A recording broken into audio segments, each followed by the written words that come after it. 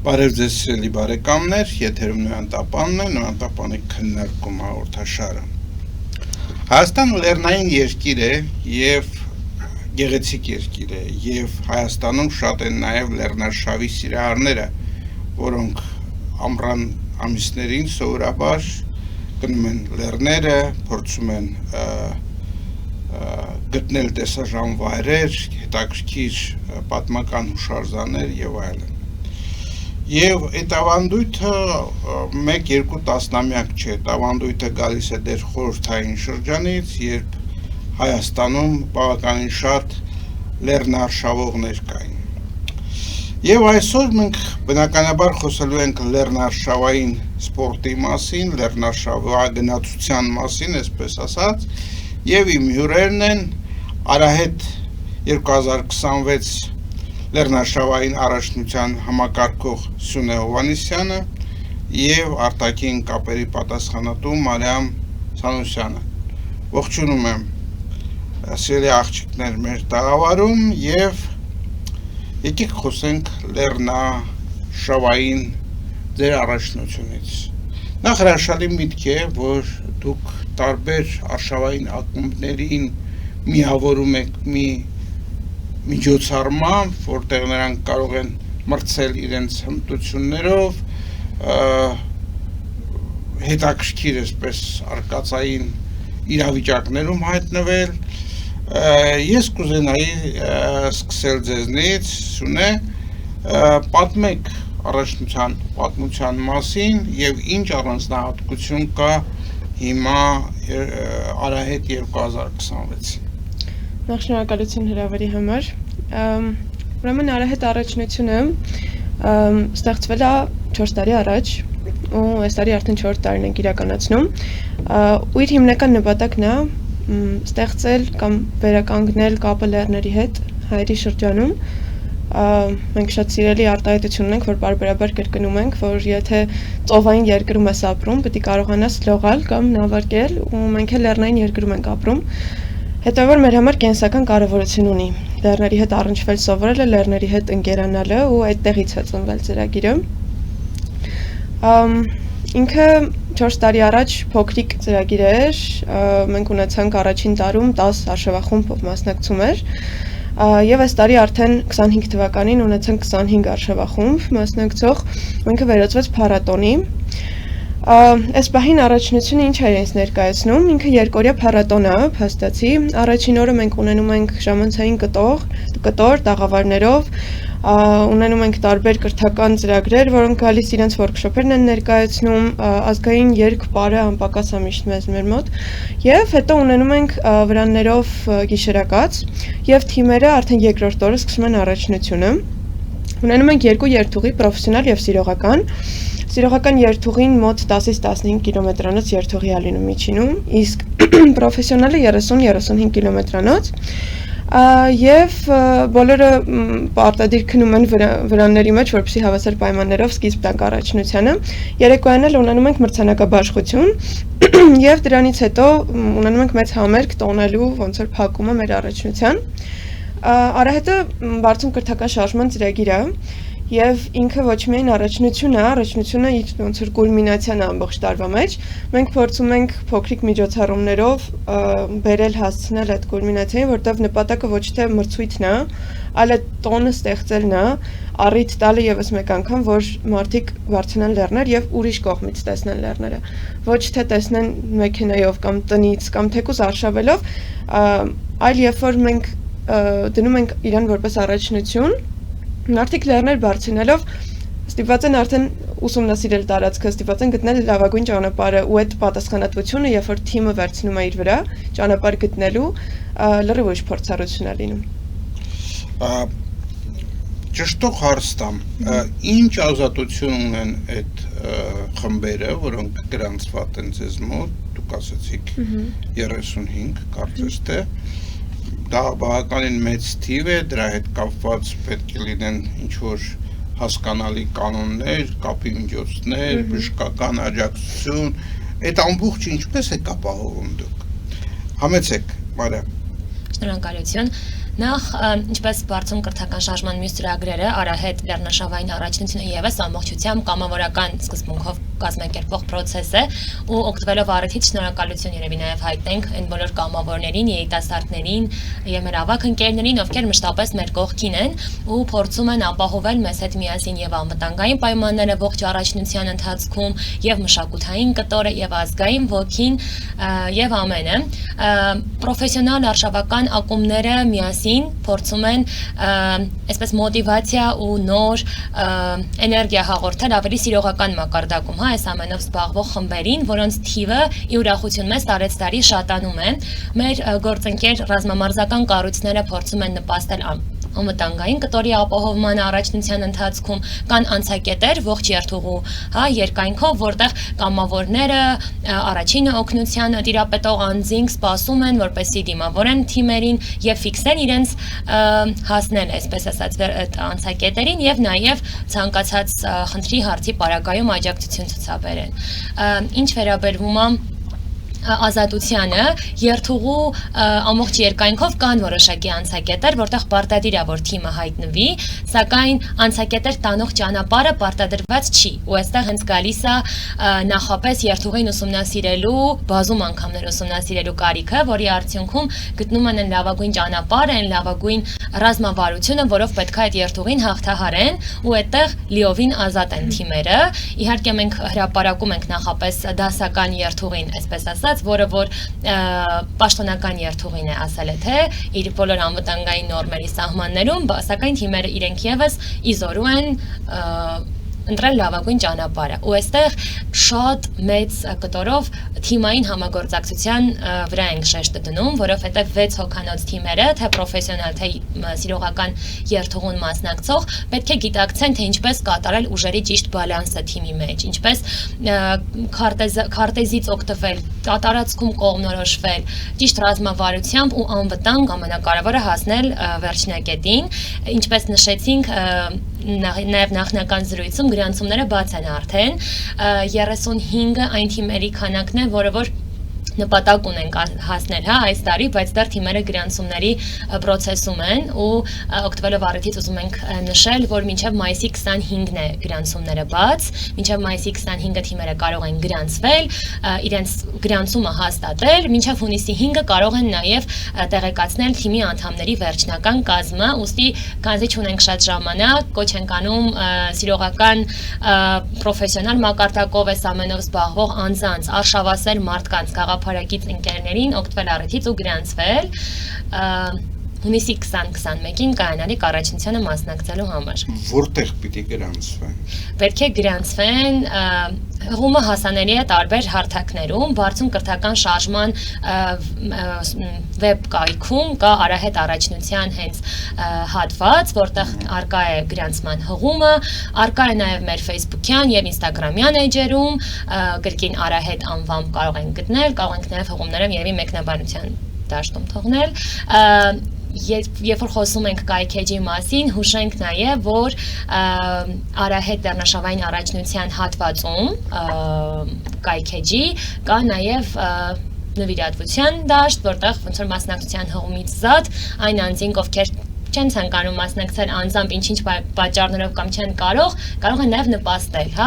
նվիրատվության միջոցով։ Ֆինանսներին մենք կհասնենք, եթե կարելի է Սյունե պատմեք այդ թիմերի մասին, քանի հոգի են աղջիկներ, տղաներ, սովորաբար ինչպես է լինում, թիմերը, որոնք որ պատրաստված են լինում, պատրաստված չեն լինում, կարող են ընկերների որևէ խումբ, որոնք սիրում են գնալ լեռները, ասեն գալ եւ գրանցվել, ասել մենք այս խումբն ենք եւ ուզում ենք մասնակցել, ինչ է պետք, որպեսզի նրանք գրանցվեն, անվճար է թե դա վճարովի, մի խոսքով, այդտեղ հարցերի բազմություն կա, խնդրեմ պատասխանեք։ Նախ երևի սկսեմ տեխնիկական կտորներից։ Առաջնությանը մասնակցելը վճարովի է, անձը արժի 15,000-16,000 դրամ կախված սիրողական կամ պրոֆեսիոնալ երթուղու, այսինքն թիմի կազմով ստացվում է 100 կամ 120,000 6 հոգու համար, թիմը կազմված է 6 հոգուց, աղջիկ տղա սահմանափակում չենք դրել, չնայած առաջարկներ եղել են, որպեսզի պարտադրենք աղջիկների մասնակցությունը հավասար պայմաններ ստեղծելու համար, բայց քանի որ մենք ունեցել ենք փորձառություն, որ մեր հաղթող թիմում աղջիկներ են եղել, դրա համար, ոչ միայն դրա համար, նաև որովհետև թիմեր կան, որոնք օրինակ ներողություն կրված տղաներ են ու իրանք տենց պապիկներ են եղել, էլի տենց դեպք ու իրանք տենց ընկերներով եկել գրանցվել են, եթե մենք իրենց պարտադրենք, որ աղջիկ գտնեն, ինչ որ մի աղջիկ են գտնելու, հենց որ որոշեցինք, որ այդ սահմանափակումը չդնենք։ Բայց սովորաբար ոնց է հարաբերությունը։ Տղամարդիկ ավելի շատ են լինում պրոֆեսիոնալում, առհասարակ ոնց որ լեռնաշվային դաշտում տղամարդիկ մեծամասնություն են կազմում, բայց աղջիկներ կան։ Այսպես, ես միշտ երբ որ պատմում եմ մասնակցության սիրողական կտորից, միշտ սեփական փորձառությամբ եմ մոտենում, որովհետև մինչև համակարգող լինելը մասնակից եմ եղել 24 թվականին, ու իմ մասնակցության պատմությունը շատ հետաքրքիր է, որովհետև բացարձակ պլանավորված չի եղել։ Այն ժամանակ առհասարակ չկար սիրողական կամ պրոֆեսիոնալ երթուղի, դա նորություն է նախորդ տարի եղել, ու երբ որ ինձ առաջարկեցին մասնակցել երթուղու Արահետին, ես ասացի, որ ես ոչ մի կապ չունեմ, այնտեղ չարշավախմբեր են մասնակցում, ես ինք մի երկու հատ ծառ եմ բարձրացել, ոնց կարեմ ես մասնակցեմ ու թիմ էլ չունեի։ Ասեցին, չէ, սիրողականներ մասնակցում են, հաստատ կկաղոնես, ասեցի, դե լավ, ոմա եմ գնացել, երևի կկաղոնեմ մի քիչ զորով, շարով կմասնակցեմ։ Ու գնացի այդ թիմի հետ զրոյս ծանոթացա, հենց Արահետի շրջանակներում ենք ծանոթացել, հիմա արդեն լավ ընկերներ ենք դարձել, սկսենք սարեր գնել հանգիստ։ Ու շատ հետաքրքիր էր, որ այդ լիքը բան փոխեց իմ կյանքում արշավների ու լեռների հետ կապված ընկալումների մեջ, որովհետև ես մտածելով, որ դե ես ինչ կապ ունեմ արշավախմբերի հետ, արշավախմբերին հավասար մրցել եմ, արշավախմբերին հավասար ռազմետկաներ եմ արել, հետախուզություններ եմ արել ու ամեն անգամ նոր ճանապարհ ենք բացահայտում, ամեն անգամ իմ քարտեզագրության գիտելիքներն են լրիվ ուրիշ դարձել դրանից հետո ու երբ որ դու գնում ես ու ամբողջ պատասխանատվությունը քո վրա է, ամբողջ պատասխանատվությունը այդ 6 հոգու վրա է, ճիշտ ճանապարհ գտնելու, չկորելու եւ այլն ու թիմը ճիշտ համակարգելու դրանից հետո լրիվ ուրիշ ձև է սկսում նայել արշավներին, քան եթե արշավախմբի ուղեկցությամբ ես գնում, դա ուրիշ հաճույք է, դա լրիվ ուրիշ փորձառություն է։ Դուք երկու անգամ ասացիք այդ հետախուզել չեք բացատրի ինչ բան է այդ հետախուզությունը։ Հետախուզությունը ինչ է ինձ ներկայացնում։ Մենք քանի որ արդեն շրջանաձև է մեր երթուղին, մենք սկսում եւ ավարտում ենք Արահետի ճամբարում, որտեղ գիշերակաց ենք ունեցել։ Իսկ երթուղին տրվում է, ոնց Մարիամը արդեն նշեց, կետերով, անցակետերով, որտեղ 6 հոգով թիմը պետք է ներկայանա, լուսանկարվի, որպես ապացույց, որ հասել են եւ դրոշակ վերցնի։ Եւ հաղթող կարող է համարվել միայն այն թիմերը, որոնք 6 հոգով հասել են վերջնակետին։ Եվ ունեն 6 դրոշակ, այդպես է, հա, երևի։ Այո, եւ այդ դրոշակները համապատասխան քանակով ներկայացնում են ավարտում։ Եվ ինչ է ինձ ներկայացնում հետախուզությունը, այդտեղ շատ ալտերնատիվ ճանապարհներ կան, որով կարելի հասնել այդ կետերին եւ գուցե եթե թիմը ավելի ուժեղ է ֆիզիկապես, ինքը ընտրի ավելի երկար, բայց ուղիղ ճանապարհը, որով հեշտ է վազել, եթե թիմը ավելի սիրողական է եւ ավելի դժվար է շարժվելու ֆիզիկապես, գուցե ընտրի ավելի կարճ ճանապարհ, մենք երբ որ սիրողականով մասնակցեցինք, մեր հույսն էր, որ մենք լավագույն ճանապարհը կգտնենք ու իրոք դեպքեր եղան այդ տարի, որ մարդիկ ուղղակի ճանապարհ չգտնելու պատճառով ճանապարհից հետ ենք բերել իրենց, այսինքն կեսից մենք մեքենաներով բերեցինք, որովհետև անտառում կորել էին օրինակ։ Մենք իհարկե ամբողջությամբ հետևում ենք դրոներով եւ այլն ու կապի ենք։ Ամեն դեպքում այս հատկապես վերջին տարիներին մենք երթուղին նենց ենք ընտրում, որ հնարավորինս կարևոր դեր ունենա ճիշտ հետախուզություն անելը, որ ուղղակի ուղիղ ճանապարհ չունի, որով միանշանակ բոլորը գնալու են։ Այս տարի հատկապես տենց է, որովհետև բավականին բարձր են լեռները ու ալտերնատիվ ճանապարհները շատ են։ Նաև ասեք, շարունակեք։ Մեկ հավելում, փորձը ցույց է տվել, այս նաև հետադարձ կապից ենք հասկացել տարբեր մասնակիցների արշավական ակումբների, որ պարբերաբար կատարվող հետախուզությունների ընթացքում այլ կապ է ձևավորվում տվյալ տարածքի ու տվյալ լեռների հետ, որովհետև դա պարբերաբար է կատարվում ու արդեն ամեն անկյուն, ամեն այսպես գաղտնի ճանապարհ, ամեն քար ու ծաղիկ, այսպես ասած, հիշում են ճանապարհին ու այստեղ գալիս հասնում ենք մեր այն գաղափարին, որ լեռները անսահման մեծ ռազմավարական նշանակություն ունեն բոլորիս համար, բոլոր հայերիս համար, ուզենք թե չուզենք, պետք է իմանանք իրենց հետ հաղորդակցվել ու իրենց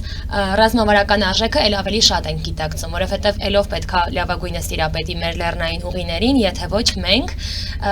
ու մենք առաջարկում ենք այդ ճանապարհները բացահայտել միասին, այդ լեռների նեղ արահետները գծել միասին ու մեր հետքը, ոտնահետքերը, հա, թողնել այստեղ։ Ես պատկերացնում եմ, որ նման ուրեմն առաջնություն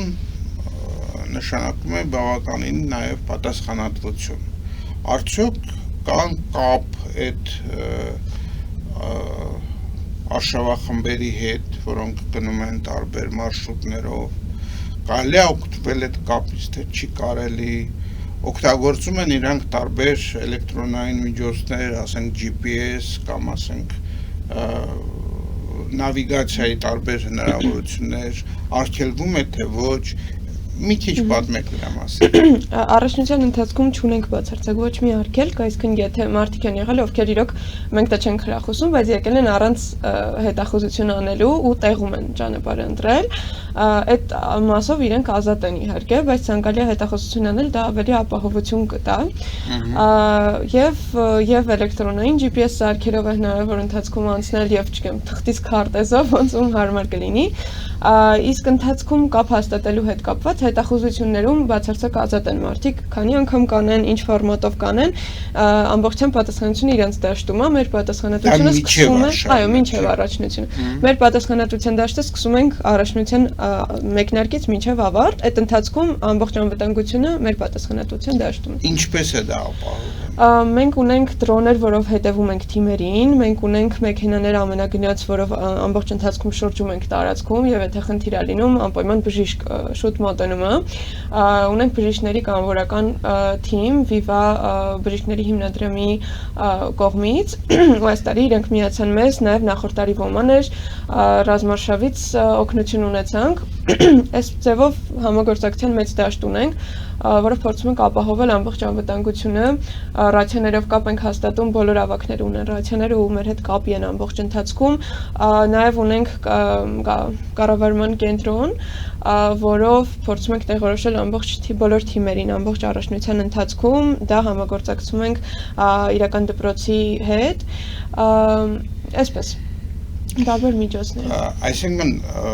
կապի միջոցներ կան, այդ կապի միջոցներից խրախուս օգտվել, թե ռացիա ունենալ պարտադիր է բոլոր թիմերի համար միանշանակ եւ ժամանակաշժամանակ ամեն ասենք 20 րոպեն մեկ կամ կես ժամանակ պետք է պարտադիր իրենց տեղորոշումը նշեն կոնկրետ ծրագրով, որ մենք իմանանք ուր են հասել եւ բարբերաբար կապ ենք տալիս, իրենք հաստատում են, որ այո, կապի մեջ են։ Մնացածը արդեն մեր պատասխանատվության դաշտում է, թե ինչքանով մենք պիտի հետևենք եւ ապահովենք, որ իրենք առողջ են։ Ասացիք դրոններով եւս հետևում եք, տեղանքը թույլ է տալիս, որ դրոններով հետևեն, որովհետեւ Հայաստանում կան եւ անտառային շրջաններ եւ առանց անտառ ալպիական Այո, դե այս տարի անտառային չի լինելու շրջանը, հենց որ այս տարի ավելի հեշտ կլինի դրոներով հետևել, նախորդ տարի մարտ գյուղում անցավ առաջնությունը եւ այդ տարածքում դե բնականաբար անտառները շատ են ու անտառներում մենք ռացիաներով ենք միայն եւ մեր ծրագրով ենք կապ հաստատում եւ ամենակարևորը որ անտառից անտառ դուրս են գալի բաց տարածք, այնտեղ հետևում ենք, որ այս թիմը անցավ, այն թիմը անցավ եւ նաեւ անցակետերում մենք ունենք կամավորներ, ովքեր մեր հետ կապ են հաստատում եւ ամեն հաջորդ անցնող թիմի հետ կապ են հաստատում, նշում ենք, որ այդ թիմը անցել է այդ անցակետը։ Երկար է ձեր երթուղին, այսինքն մարդիկ ինչքան ժամանակում պիտի անցնեն, որքան տարածություն։ Մենք սկիզբը տալիս ենք առաջնության առավոտյան 8-10-ի շրջան, 9-10-ի շրջաններում եւ երթուղիների երկարությունը պրոֆեսիոնալ է, այս տարի լինելու է 35 կիլոմետր, սիրողականը 16 կիլոմետր եւ ոնց որ օրվա կեսից հետո արդեն սկսում են գալ եւ մինչեւ երեկո դեռ գալիս են թիմերը, որովհետեւ հատկապես սիրողական դաշտում, չնայած պրոֆեսիոնալում էլ, որտեղ մարդիկ կան, օրինակ չեն հավակնում հաղթելու, բայց մասնակցում են պրոֆեսիոնալին հետաքրքրության համար, փորձառության համար, աջակցության համար, շատ թիմեր կան, որ առհասարակ չեն մարզվում այն մակարդակի, որ ինչ որ դիտարկում լինի հաղթելու, բայց ուզում են միանալ տոնին ու դրա համար գալիս մասնակցում են։ Նախորդ հարցին էլ հղվելով, որ եթե ուղղակի ընկերներ են կարող են գալ մասնակցել, միանշանակ կարող են, որովհետև 16 կիլոմետրը այն երթուղին չի, որ հնարավոր չի անցնել սիրողականի համար, ուղղակի պետք է մի քիչ նախապես մարզվել եւ շատ մեծ փորձառություն կլինի այդ մարդկանց համար, բայց ուզում եմ նաեւ նշել, որ մենք այս տարի ունենք, քանի որ արդեն փառատոն ենք փորձում դառնալ, մենք ունենք ֆորմատ, որով կարելի է մասնակցել ուղղակի փառատոնին, այսինքն գալ ներկա լինել տոնին, չմասնակցել առաջնությանը, մենք փորձելու ենք այս տարի կազմակերպել արդեն տրանսպորտային հատվածը, որ հեշտ մարդիկ հասնեն եւ մենք դե երեկոյան ունենալու ենք համերգ ու այդ համերգին էլ կարող են մասնակցել մեր տոնի մի մաս դառնալ։ Շնորհակալություն, հիմա ուզում եմ դիմեմ Մարիամ ձեզ ամենադժվար հարցի մասին։ Նման միջոցառում կազմակերպելու համար պետք է ֆինանսավորում։ Ովքեր են ձեր գործընկերները, ինչպես եք կարողանում ապահովել այդ ֆինանսավորումը։ Երևի թե իրականում ամենաբարդ հարցն էր, որովհետև երբ հունիսի նախավերջին շաբաթը իրականացվում է, նախորդ տարվա առաջնությունը, հաջորդ օրվանից սկսվում է նախապատրաստական աշխատանքները հաջորդ տարվա առաջնության համար ու մեծ կտորով սկսվում է նաև ֆոնդահայթայթման process-ը, որի համար իհարկե մենք պրոֆեսիոնալ ֆոնդահայթայթման մասնագետներ չենք, բայց լավագույնս փորձում ենք կապեր հաստատել տարբեր ընկերությունների հետ ու այստեղ կարևոր շեշտադրում գաղափարակից ընկերությունների հետ, այսինքն կա Ովքեր են գաղափարակից ընկերությունները, եկեք մի հատ նորից խոսենք։ Գաղափարակից ընկերությունների, ովքեր կարևորում են հանրաճանաչության մակարդակի բարձրացումը, մարդբնություն կապի ամրապնդումը, ֆիզիկական ու հոգեբանական մարտահրավերների հաղթահարումը, բայց շատ գնահատում ենք նաև այն բոլոր ընկերություններին, ովքեր տալիս են լավ պրոդուկտ, որակյալ պրոդուկտ, արժեքավոր արտադրանք, կան որոշակի ընկերություններ, ովքեր չեն համապատասխանում մեր գաղափարախոսությանը, իրենց չենք դիմում համագործակցության առաջարկներով։ Ավելի հեշտ է համագործակցել, բայց ու այսպես փորձում ենք տարբեր հիմնադրամների, տարբեր մեծ կազմակերպությունների, IT ոլորտի ընկերությունների հետ անընդմեջ կապի մեջ ենք, սակայն չեմ ասի, որ կան լավագույն արդյունքները, հա, հատկապես այս տարվա մեդիա դաշտի, այսպես խառնաշփոթի արդյունքում բավարար չափով գործընկերներ այս պահի դրությամբ դեռևս չունենք, մեծ մասը աշխատանքի կատարվում է կամավորական սկզբունքով ու այդ աշխատանքը մոնետիզացվում է, այսպես ասած, ունենք շատ ընկերներ, կազմակերպություններ, ովքեր որոշակի ռեսուրսներով են աջակցում, այսինքն պարտադիր չի միայն ֆինանսապես աջակցել բնականաբար, անցած տարի ամրոց հիմնադրամներ մեր շատ լավ աջակիցներից իրողական երթուղու պատասխանատուն, ով բավականաչափ աջակցություն տրամադրեց առաջնությանը, ունեինք ջրի հովանավոր, այսինքն առանձին կտորներով ունեինք հովանավորություններ, արշավական եւ ոչ միայն արշավական, սպորտային խանութների տեսքով, այս տարի եւս քեմփը հանդիսանում է կրկին կարևոր գործընկերներից մեկը, այսպես շարունակ, բայց կներես, մի բան էլ նշեմ, դե մենք քանի որ գիշերակաց ենք ապահովում, մենք պարտավոր ենք նաեւ վրաններ ապահովել, քնապարկեր եւ այլն, ու դա նույնպես ծախս է, ու նախորդ տարի, ինչ Ուտելիքը վաճառք է, այսինքն մենք ունենք գործընկեր, ով համապատասխան գնով, ոնց որ իրենց համար ցածր շահույթով ապահովելու է այնտեղ վաճառք սնունդ, նախորդ տարի մենք ենք ամբողջությամբ արել, մեր կամավորներն են ամբողջ ուտելիքը պատրաստել ու դա ահռելի ռեսուրս է մեզնից տարել, ու նաև վրանների հարցով ամբողջը ձևակերպվել, այսինքն մոտ 300 հոգանոց ճամբարի վրաններ, քնապարկեր եւ կարիմատներ բերել ենք միայն կամավորական ռեսուրսով, այսինքն մեր ծանոթ ընկերներ, գաղափարակից կառույցներ ուղղակի տրամադրել են մեզ այդ վրանները ու դա շատ մեծ օգնություն է եղել։ Ու շատ ուրախ ենք, որ այդ կառույցների շրջանում միայն ավելանում են կրթական, ռազմամարզական, մշակութային կազմակերպությունների թիվը, ովքեր շատ ավելի այսպես ազգային ընկերական ու ջերմ մթնոլորտ են նաև ստեղծում ողջ առաջնության ընթացքում։ Նաև ունենալու ենք այս տարվա առաջնությանը տաղավարային ձևաչափ, տաղավարներ, որտեղ տարբեր բրենդներ, տարբեր ընկերություններ կարող են ներկայացնել իրենց ծառայությունները, իրենց պրոդուկտը, իրենց ապրանքները, իրենց գործունեությունը,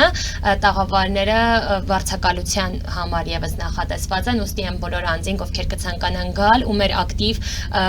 ու էներգիավլի լսարանի, ներկայությամբ ու ներկայացան իրենց պրոդուկտը ազատ եք կապվել մեզ հետ, քննարկել համագործակցության պայմանները, դա էլ այդպես։ Ինչ թվում է բավականին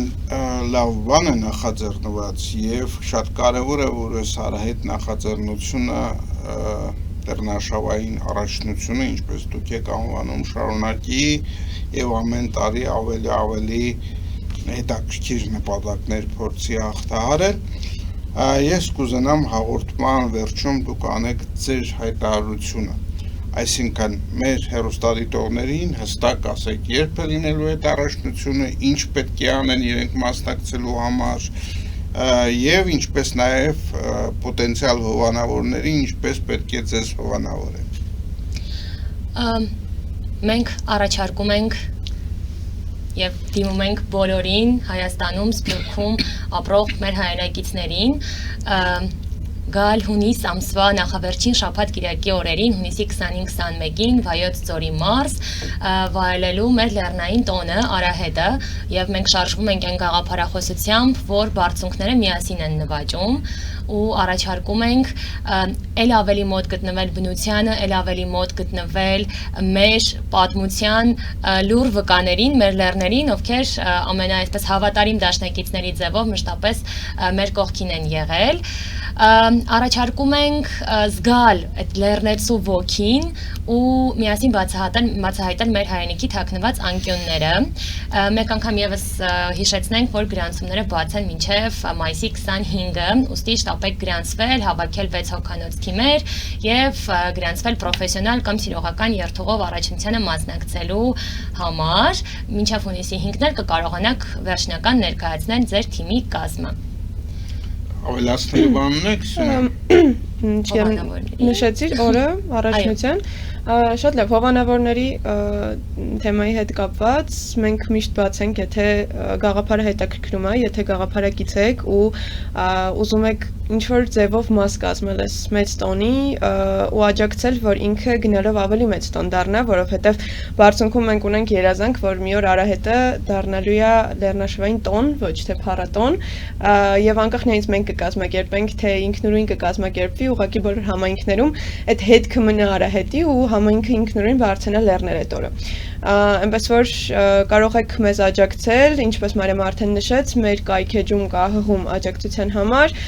ինչպես նաև հղումը կար նաև մեր Instagram-ին եւ Facebook-յան էջերում, այնպես որ